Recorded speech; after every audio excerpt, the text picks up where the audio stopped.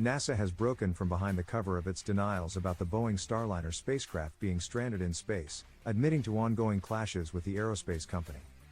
News.com has learned that the government space agency has even turned to Elon Musk's SpaceX, clandestinely exploring a rescue mission for the two marooned astronauts, Butch Wilmore and Sunita Williams.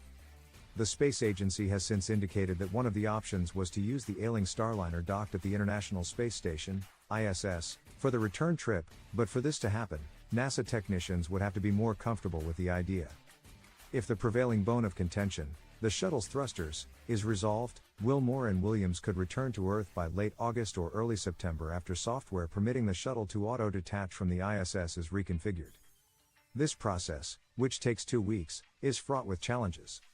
Essentially, what we're asking the team is to go back 2 years in time and resurrect the software parameters that are required to give automatic responses to breakouts near the ISS should we have a problem in close to ISS, which the software now allows them to do manually, Steve Stitch, NASA's Commercial Crew Program Manager explained. NASA's other option is to wait for its next Crew 9 mission. This journey normally comprises 4 crew members, but for the sake of Wilmore and Williams, will only carry 2. Said mission has already been pushed back to September 24, to accommodate an eventuality where the Starliner autonomous and docking system fails. If NASA decides in favor of the latter, Wilmore and Williams will be stuck in space until February 25, 2025. Ken Bowers, chief of NASA's Space Human Spaceflight Operations, spoke out on the matter, saying that decisions were yet to be made.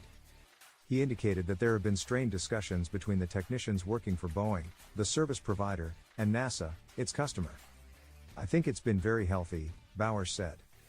I have to admit that sometimes when we get disagreement, it's not fun. It can be painful having those discussions, but it's what makes us a good organization. Boeing, despite the simulated ground tests showing mysterious bulging Teflon seals, capable of slowing the flow of the much-needed nitrogen tetroxide propellant needed to power the Starliner back to Earth, believes that the craft is ready for the journey. People really want to understand the physics of what's going on relative to the physics of the Teflon, what's causing it to heat up and what's causing it to contract, Stitch elaborated. That's really what the team is off trying to understand. I think the NASA community in general would like to understand a little bit more of the root cause, Stitch said, via ARS. As a nod to the latter, NASA refuses to risk the journey back to Earth for fear of the problem occurring on the Starliner while in transit through space.